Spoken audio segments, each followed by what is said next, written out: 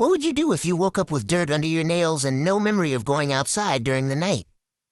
The farmhouse sat at the end of a dirt road that turned to mud when it rained, which it did the day I arrived to pack up grandmother Lillian Wright's estate.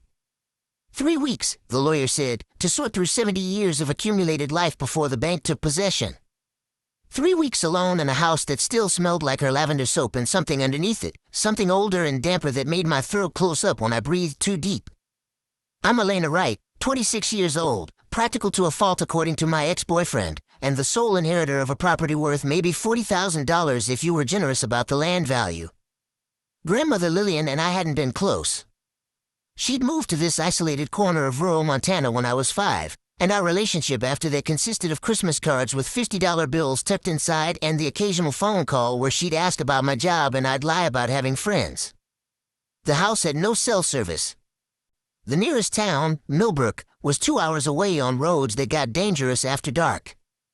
The isolation felt almost personal, like the landscape itself wanted to keep secrets. I spent the first 3 days sorting through normal things. Clothes that smelled like mothballs. Dishes with hand-painted flowers. Books with cracked spines and annotations in the margins. I found myself reading her handwriting, trying to understand a woman I'd never really known. She'd written things like measure twice in a cookbook and never forget in a Bible, and sometimes just question marks, dozens of them filling the margins of certain pages. It was on the 4th day that I found the board. I'd been clearing out the attic, sweating through my shirt in the September heat that collected under the peaked roof like something trapped and angry. Behind a stack of boxes filled with fabric scraps and old patterns, I found a wooden chest carved with symbols I didn't recognize. Not occult symbols, nothing dramatic. Just spirals and lines that seemed to move when I looked at them too long. The Ouija board inside was beautiful in a way that made my skin prickle. Dark wood, maybe walnut, with letters painted in gold leaf that caught the dusty light. The planchette was heavier than expected, carved from the same wood, with a glass window in the center that magnified whatever letter it pointed to. There was an envelope tucked beneath it, my name written on the front in grandmother Lillian's shaking hand. I should have been more careful. I should have read the envelope first. But I was hot and tired and annoyed at the universe for sticking me with this responsibility, and I made the mistake of touching the planchette before I opened the letter. It moved. Just a tremor, like a settling of wood. But I'd been the only one touching it, and I felt the pull, the sense of something on the other end testing the connection. I dropped it and the planchette skidded across the board, stopping on the letter E. Then L. Then E. Then N. Then A. My name, spelled out while I stood there alone with my hand pressed to my mouth. The envelope contained a letter, 2 pages written in increasingly erratic handwriting. Elena, if you're reading this, I've already failed you. I tried to hide the board where you'd never think to look, but I can feel it calling even now. It wants you. It's always wanted the bloodline. 40 years ago, I made a bargain. Our family was dying, Elena. Your grandfather's debts would have destroyed us. Your father would have grown up with nothing. I was desperate and foolish, and when I found the board at an estate sale, when it spelled out words without my touching it, I listened. The entity offered prosperity. Success. Health for the family. All I had to do was grant it companionship, it said. 1 night a year, I would let it in. Let it use me. Walk around in my skin and experience the living world it had been barred from. I thought it meant possession like in the movies, something clean and temporary. I didn't understand it till the first time, until I woke up 24 hours later with dirt under my nails and blood in my mouth and no memory of what I'd done. The deal was for 40 years. 23 remain. I've tried to break it, Elena. I've burned sage and prayed and buried the board, and it always comes back. It always comes back, and it's angry when it does. Do not use the board. Do not contact it. Do not try to negotiate. If I'm dead when you find this, it's because I finally succeeded in ending the contract the only way I could. By making sure I wasn't alive on the anniversary date. But it won't accept that. It will want its remaining years. And you're next in line. Run, Elena. Sell the house unseen and run and never look back, and maybe it won't be able to find you. Maybe the bloodline will be enough of a barrier without you physically present in this house. I'm sorry. I'm so sorry. I thought I was saving the family. I didn't know I was selling you. I read the letter 3 times, standing in the attic while the sun set and shadows grew long across the floorboards. Then I laughed, actually laughed out loud at the absurdity of it. Grandmother Lillian had been old. Probably confused. Maybe suffering from dementia in those final months. This was exactly the kind of superstitious nonsense I'd grown up hearing about her, the reason my father had rolled his eyes whenever her name came up. I took the board downstairs. I know how that sounds now. I know what you're thinking. But you have to understand, I didn't believe. Not even a little bit. I'd been raised on science and skepticism, and the idea that my grandmother had made a deal with some entity was ridiculous. The planchette had moved because of air currents or the way I'd dropped it or simple coincidence. I set it up in the living room that night, poured myself a glass of the wine I'd found in her cupboard, and put my fingers on the planchette. Okay, I said to the empty room. If you're real, prove it. The planchette didn't move. I waited 5 minutes, feeling increasingly stupid, and then I started asking questions. Is anyone there? What's your name? What did you want from my grandmother? Standard Ouija board stuff, the kind of thing teenagers do at sleepovers. Nothing happened. I finished my wine, left the board set up, and went to bed feeling vindicated in my skepticism. I woke up at 3:17 in the morning with dirt under my fingernails. I hadn't gone outside. I was sure I hadn't. But there was definitely soil caked under my nails and in the creases of my knuckles, and when I turned on the light, I saw muddy footprints leading from my bedroom door down the hall. My footprints. My shoe size. The hiking boots I'd left by the front door. I followed them downstairs with my heart hammering. The front door was unlocked. The board was still in the living room, but now there were objects arranged around it in a careful circle. A dead bird, neck broken. A handful of my hair, tied with a ribbon. A photograph of me from my wallet, placed face up beneath the planchette. The planchette was pointing to the word yes. I ran to the bathroom and threw up. When I came back, shaking and cold despite the warm night, the planchette had moved again. Now it spelled out a message, letter by letter, though I was nowhere near it. WELCOMEHOMEELENA.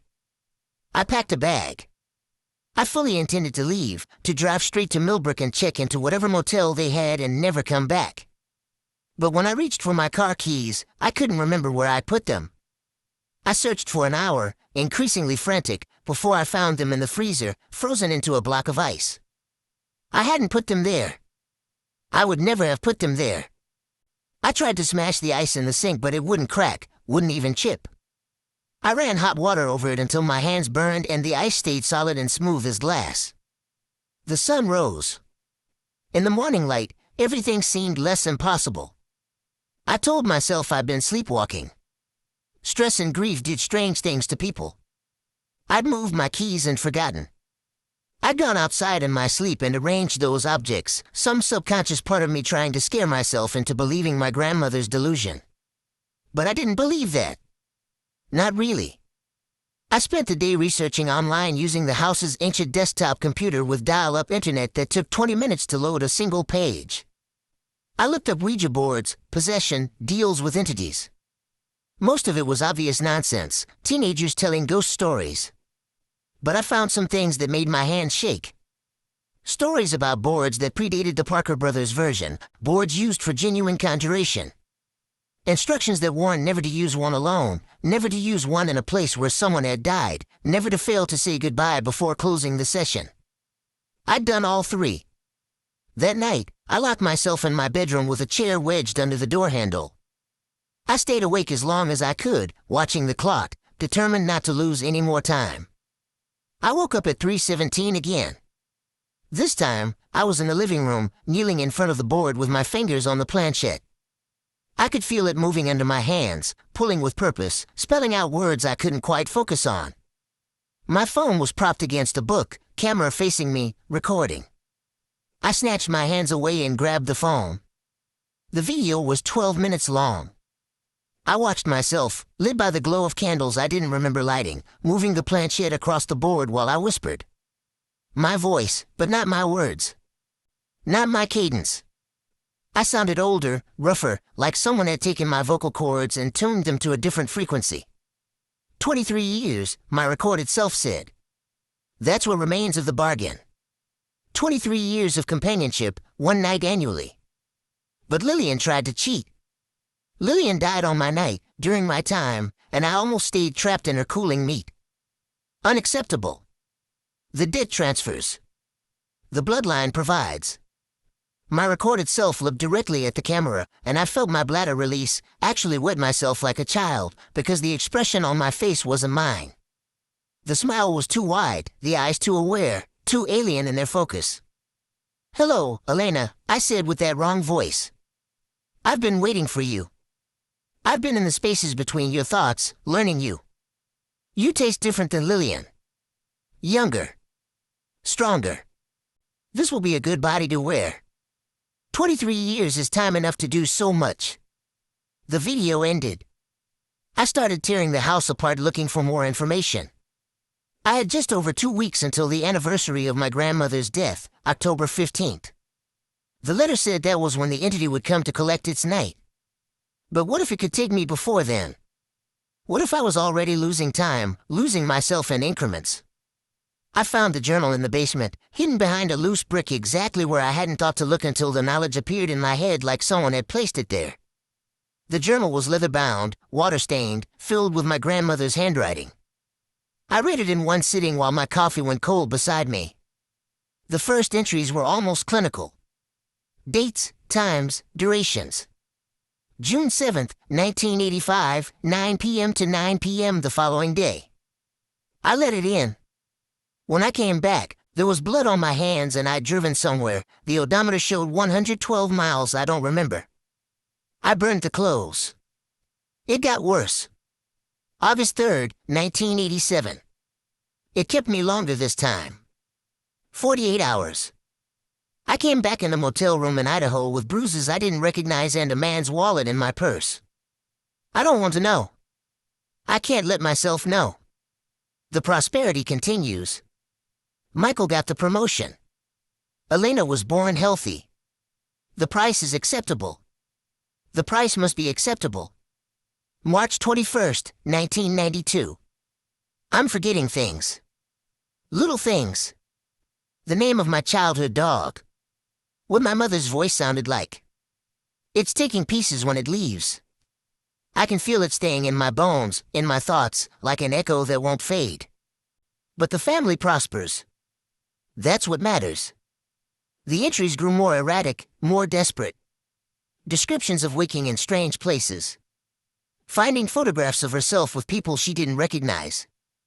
Discovering she'd opened bank accounts, made purchases, had entire conversations during the missing time. And then the final entry, dated October 14th, last year. It's taking me longer to come back each time.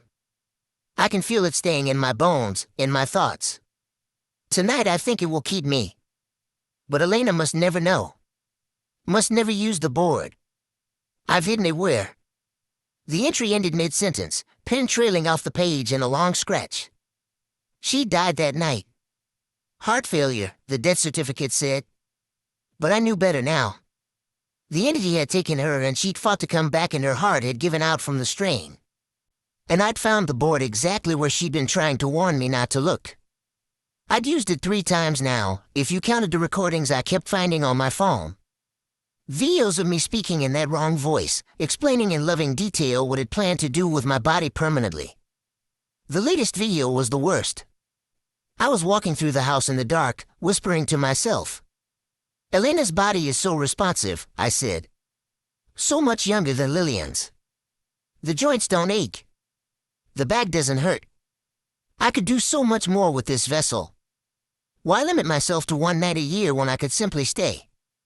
When I could push Elena so deep inside that she becomes just an echo, a passenger watching through eyes she no longer controls. I paused in front of the bathroom mirror, and my reflection smiled.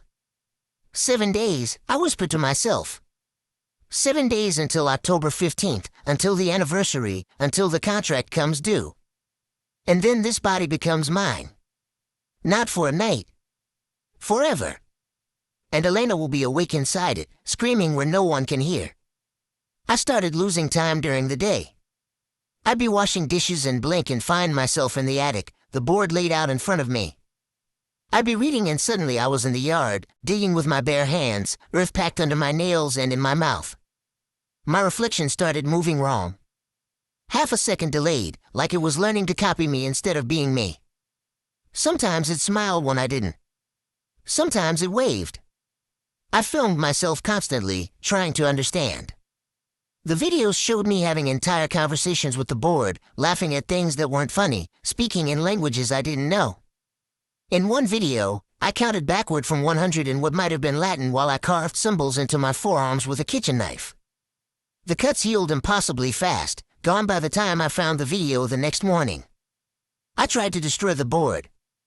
I took it outside and smashed it with an axe, over and over until my shoulders screamed and the wood was splinters.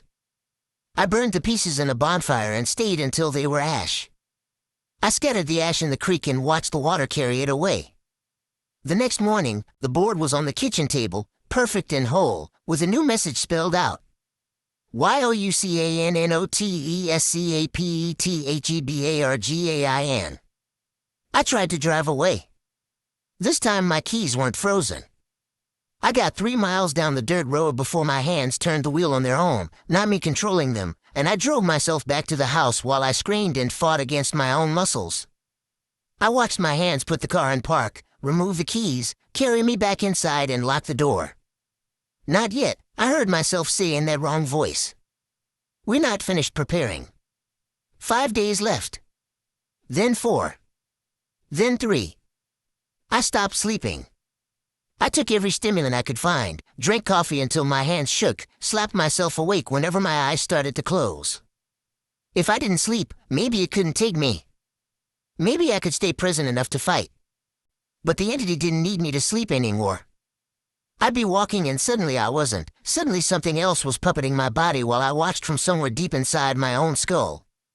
It would make me dance, make me sing in that wrong voice, make me act out scenes I didn't understand with invisible partners. Then it would let me have control back and I'd collapse, crying, feeling the foreign memories it left behind. Hunger for things that weren't food. Pleasure and pain. A vast, aching loneliness that had existed for centuries. The entity was old. So old that human language couldn't properly contain what it was. It showed me glimpses through the possessions, memories of existing between spaces, neither alive nor dead, conscious but formless. The board wasn't for contacting the dead. It was a door, and my grandmother had opened it 40 years ago and invited something through. Something that had been alone for so long that it had forgotten what loneliness felt like until it wore a human body and remembered. Something that loved the weight of flesh, the taste of air, the rush of a heartbeat. Something that wanted to stay. 2 days left. I found myself in the basement with a knife, my hand raising it to my throat. Not to kill myself. To mark myself. The entity wanted to carve symbols into my skin, preparation for some ritual I couldn't quite grasp. I fought. I fought with everything I had and managed to make my hand lower the knife. For 5 seconds I had control. Then it took me again and I was back to carving, watching blood run down my chest while I hummed something that might have been a lullaby. The symbols burned like acid but healed to raised scars in minutes. I tried screaming for help but the house was 2 hours from anywhere and who would hear? I tried calling 911 on the ancient landline but my fingers dialed random numbers instead, and when someone answered, I heard myself breathing heavily into the phone before hanging up. 1 day left. I spent it locked in my bedroom, wedged into the corner with every light on, filming myself constantly. The entity didn't care anymore. It let me watch as it made my body do yoga, stretch in ways that should have hurt but didn't, test my range of motion like a driver inspecting a new car. Almost time, I whispered to myself. Almost time to make this permanent. Poor Elena. Poor sweet stupid Elena who didn't believe in her grandmother's superstitious nonsense. Who thought she knew better. Who used the board despite every warning because she was too rational for magic, too smart for the supernatural. I was crying without permission, tears running down my face while I smiled. I'm going to enjoy this body, I said. I'm going to walk to Millbrook and introduce myself to people. I'm going to get a job and make friends and live the life Lillian never let me have. And Elena will be right here, watching, aware, unable to speak or move or do anything but observe as I use her hands and her voice and her face. I'll keep her conscious. That's the best part. She'll never escape into sleep or madness. She'll just be present, forever, screaming in a room no one can hear. October 15th arrived. I felt it happen at 3:17 in the morning, the exact time my grandmother had died. The entity stopped playing. It slammed into me with the force of a train, and suddenly I wasn't fighting for control anymore. I was drowning, sinking into the back of my own mind while something vast and hungry unfurled in the space I'd occupied. It moved my body with absolute authority now. Made me stand, stretch, laugh with genuine joy. It walked me to the mirror and we looked at my reflection together, me screaming soundlessly from somewhere deep inside while it smiled with my mouth. "Hello, world," it said in my voice, perfected now, no trace of wrongness. "I'm Elena Wright, and I'm going to love being alive." Then it paused, tilted my head, frowned with my face. Something was wrong. I could feel its confusion, its sudden uncertainty. It checked my body like running through a list, testing reflexes, examining the symbols it had carved. Everything was ready. Everything was perfect. The bargain was complete. The contract fulfilled. The transfer should have been permanent. But something was resisting. Not me. I was too deep, too trapped to fight anymore. Something else. Something in the blood, in the bone, in the fundamental pattern of who I was. The entity's presence flickered. Just for a second. Just long enough for me to feel a gap, a space where I could push. I found my grandmother's will in that space. Not her written will, the legal document. Her actual will, her intention, woven into my genetic code like a final spell. She'd been fighting it for 40 years, building up resistance, learning how the entity worked. And when she died, when her heart gave out from the strain of that final battle, she'd imprinted something into the bloodline. A defense. A weapon.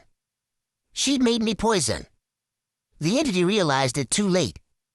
It tried to pull back, but it had committed everything to the permanent possession, had poured its entire essence into my body to make the transfer complete. Now it was trapped, bound to a host that was rejecting it at the cellular level. I felt it burning. The entity, this ancient thing that had existed for centuries, was burning inside me like acid while my grandmother's gift activated. The symbols on my skin turned black, then flaked away to nothing. The alien memory started dissolving, leaving only the understanding of what was happening. The entity screamed with my voice, and I screamed with it, because it hurt. Rejecting possession hurt like dying, like being born, like every cell in my body was on fire. We screamed together for what might have been hours or might have been seconds while my grandmother's final gift burned the entity away. When it was over, when the presence finally collapsed into nothing and dissipated like smoke, I was alone in my head for the first time in weeks. I was alone, and I was myself, and I was free. I found one more entry in my grandmother's journal, hidden in a false bottom I'd missed before. This one was different. Clearer. Written in steady handwriting that suggested she'd known exactly what she was doing. "Elena, if you're reading this, you survived. I designed it that way. The entity needed the bloodline to transfer the contract, but I spent 40 years poisoning that bloodline against it. Every possession, I fought. Every time it tried to settle deeper, I resisted. I built up antibodies, metaphysical ones, and I passed them to you through your father. I couldn't break the contract myself. The entity would just find another victim, another desperate person to bargain with. But I could make sure that when it tried to make the transfer permanent, when it committed everything to possessing my heir, it would destroy itself in the attempt. I'm sorry you had to experience any of this. I'm sorry I couldn't warn you directly without alerting the entity. But you're free now. The contract is broken. The board is just wood again. And the entity is gone, burned away by trying to possess someone designed from birth to reject it. Live well, Elena. Live for both of us. And remember, sometimes the best way to win a bargain is to become something the other party can't afford to take. All my love, Grandma Lillian." I burned the house down 3 days later, board and all. Told the insurance company it was an electrical fire, took the payout, and never looked back. The scars on my chest faded to nothing within a month, like they'd never existed. The memories are harder to shake, but they're mine now, not some entities. Sometimes I still lose a few minutes, still find myself somewhere without remembering how I got there. But when I do, I can feel my grandmother's presence, not possessing me but protecting me, making sure I find my way back. The bargain is over. The debt is paid. And I'm still here, still myself, still Elena Wright. Grandmother Lillian saved me 40 years before I was born, and I carry the gift forward every day I remain free.